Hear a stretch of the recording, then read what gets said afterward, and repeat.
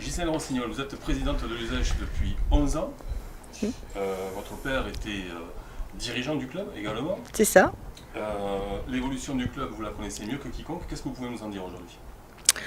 L'évolution du club de l'USECH en 25 ans que j'y suis, c'est d'une petite entreprise à une petite PME avec une évolution dans la compétition, mais une évolution dans l'état d'esprit et une évolution dans les projets et les objectifs du club.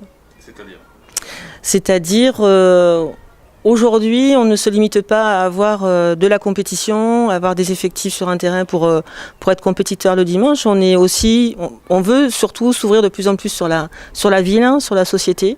Et donc on développe des projets depuis 3-4 ans. On développe beaucoup de projets pour s'ouvrir sur l'extérieur et sur la société.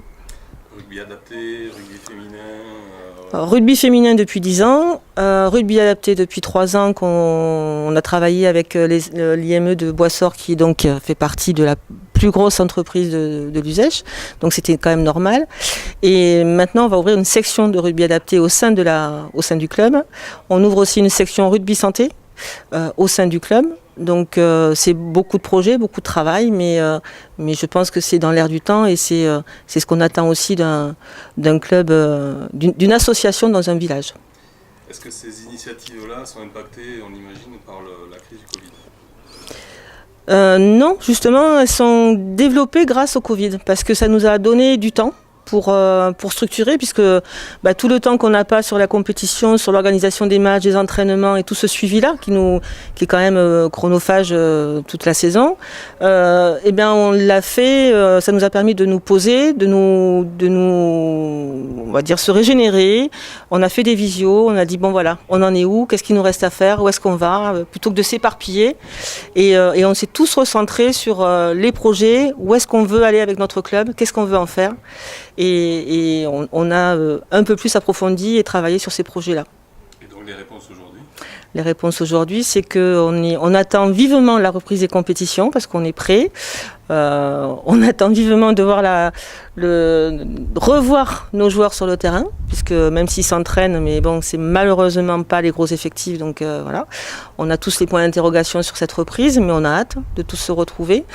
Mais par contre, on a vraiment hâte de tous se retrouver, école de rugby, dirigeants, bénévoles. Voilà, on s'est un peu perdu de vue. La visio, c'est bien, mais le contact humain, c'est quand même mieux.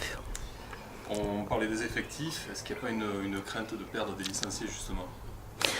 Alors, en école de rugby, ils ont fait un énorme travail parce que, par contre, ils n'ont jamais arrêté. Donc, en école de rugby, on a une augmentation des effectifs. Donc là, moi, je tire mon chapeau parce que, vu les conditions sanitaires, ça n'a jamais été facile.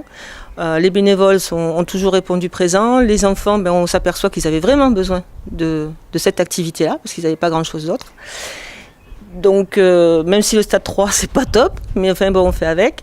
Par contre, les cadets et les juniors, ça a été aussi. Mais alors, au niveau des effectifs seniors, que ce soit garçons et filles, entre les contraintes sanitaires, les couvre-feux et ainsi de suite, même s'ils se sont renouvelés en faisant des entraînements le week-end au lieu du vendredi et ainsi de suite, c'est quand même compliqué, quoi. Parce que ceux qui étaient sur la fin de carrière, je ne sais pas si on va les retrouver, parce que 18 mois pratiquement sans jouer, sans compétition, sans entraînement, je pense que la reprise va être compliquée.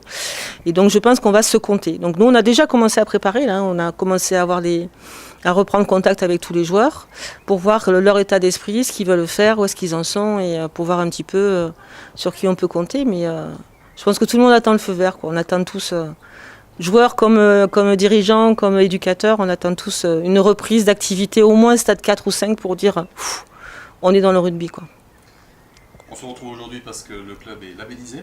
Oui. C'est une fierté, c'est un encouragement pour aller chercher des jeunes, c'est une facilité pour aller recruter, c'est quoi ? C'est surtout une reconnaissance du travail, c'est surtout ça.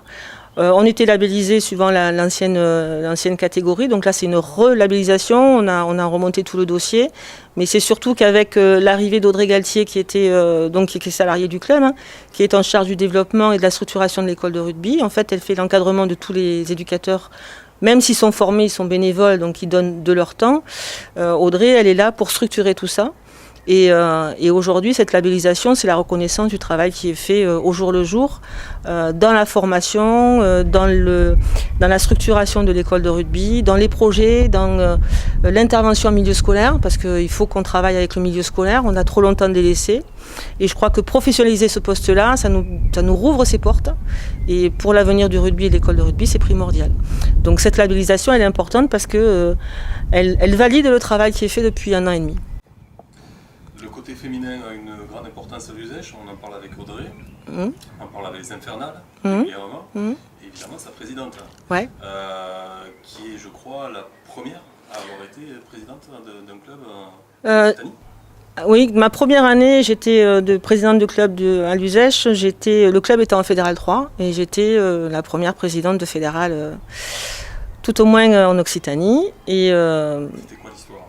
L'histoire, c'est très simple, comme quand on devient dirigeant dans un club, ou tout au moins bénévole, c'est par amitié. Moi, c'était par filiation, puisque j'ai suivi mon père. Enfin, mon père avait besoin que je lui donne un coup de main, et j'ai commencé comme bénévole, et puis à la buvette, à la cuisine, sur le banc de touche comme soigneuse, au secrétariat, et puis voilà. Et puis de fil en aiguille, on m'a dit, Ghislaine, faut que tu viennes avec nous à la présidence. Donc on a commencé coprésident, et puis gentiment, ils m'ont laissé toute la place, et voilà, c'est une belle aventure.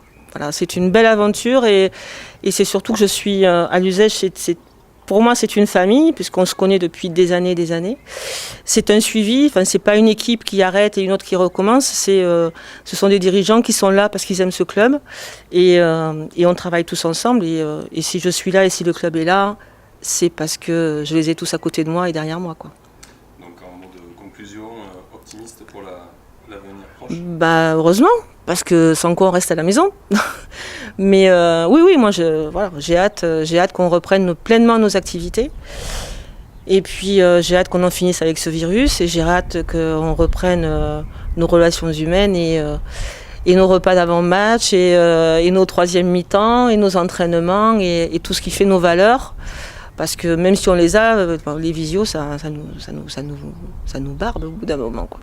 Donc voilà, il fait beau, il y a des pâquerettes, et on espère qu'au mois de juin, on puisse faire une belle fête et qu'on puisse tous se retrouver pour attaquer une saison 2021-2022. Et le rugby amateur sera sûrement là. Et porte ouverte.